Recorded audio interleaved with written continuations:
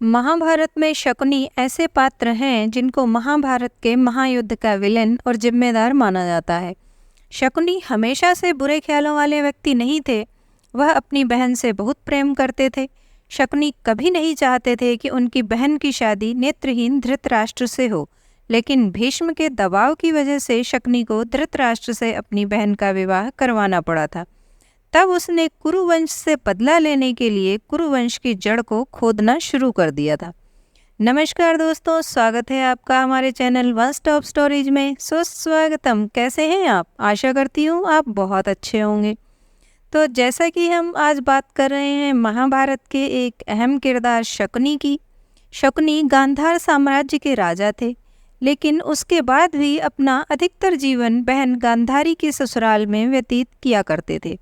गांधारी की शादी जब धृतराष्ट्र से हुई थी तब शकुनी हस्तिनापुर गए थे। साथ ही राजनीतिक उद्देश्य की वजह से भी शकुनी को हस्तिनापुर में रखा गया था। अपनी बहन और परिवार का बदला लेने के लिए शकुनी को गांधार राज्य त्यागना पड़ा और अपनी बहन और भांजों के साथ हस्तिनापुर रहने लगे। यहीं रहकर अपने षड्यंत्र को पूरा करने के लिए शकुनी कौरवों और पांडवों के पुत्रों के बीच गहरी खाई बनाते चले गए। धृतराष्ट्र से शादी करने से पहले गांधारी एक विधवा थी। किसी प्रकोप से मुक्ति के लिए ज्योतिषियों ने गांधारी का विवाह एक बकरे से करवाया था और फिर उस बकरे की बलि दे दी गई और उसके बाद धृतराष्ट्र से विवाह हुआ गांधारी का। यह जानकारी जब धृतराष्ट्र को मिली तब उन्होंने गांधार राज्य पर हमला कर दिया और गांधारी के पिता राजा सुबल और माता सुधर्मा शकुनी समेत 100 पुत्रों को जेल में बंद कर दिया। जेल में सभी के साथ बहुत बुरा बर्ताव किया जाता था और रोज सिर्फ मुट्ठी भर अनाज सभी को दिया जाता था, जिसका एक एक दाना सभी के हिस्से में आता था। धीरे धीरे भूख से राजा सुबल के कई पुत्रों की मौत हो गई।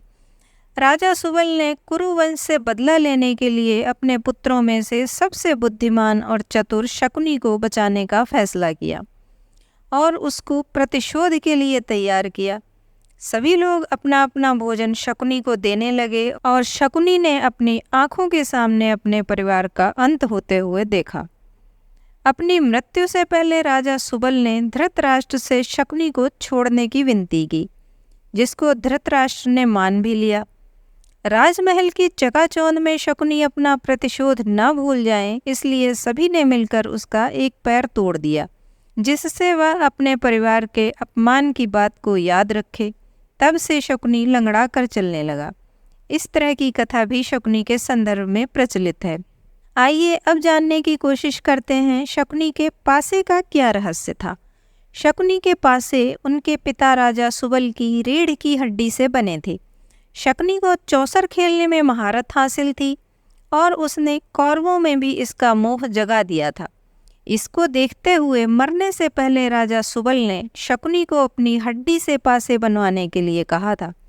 राजा सुबल ने कहा कि ये पासे हमेशा तुम्हारी आज्ञा मानेंगे और कोई तुमको हरा नहीं सकेगा। साथ ही इन्हीं पासों से धृतराष्ट्र के वंश का अंत हो जाएगा। राजा सुबल के मरने के बाद उनकी कुछ हड्डियां शकुनी ने बचा कर रख ली और फिर उनसे पासे बनवाए थे। हड्डियों के बने पासों से चौसर खेलने की वजह से पांडव सब कुछ हार गए। द्रौपदी का चीरहरण हुआ और अंत में महाभारत का महायुद्ध हुआ। शकुनी की मृत्यु कैसे हुई और उसे किसने मारा, आइए अब ये भी जान लेते हैं। महाभारत के युद्ध में शकुनी पांडव पुत्र और कौरवों दोनों से ही नफरत करता था। पांडवों ने समय समय पर अनेक कष्ट दिए थे और कई अवसरों पर परेशान भी किया था। साथ ही शकुनी के पैर का भी पांडवों ने मजाक उड़ाया था। कुरुक्षेत्र के युद्ध में पांडु पुत्र नकुल ने शकुनी और उनके पुत्र उलूक को मार दिया था। महाभारत युद्ध के बाद श्री कृष्ण ने भीम को बुलाया और कहा कि इन पासों से इतना बड़ा नरसंहार हो गया है, इसलिए भविष्य में ऐसा ना हो तो तुम इनको नष्ट कर दो ताकि किसी को यह पासे न मिल सके। अर्जुन उधर से निकल रहे थे और कृष्ण जी की आधी बात सुनकर पासों को लेकर निकल गए।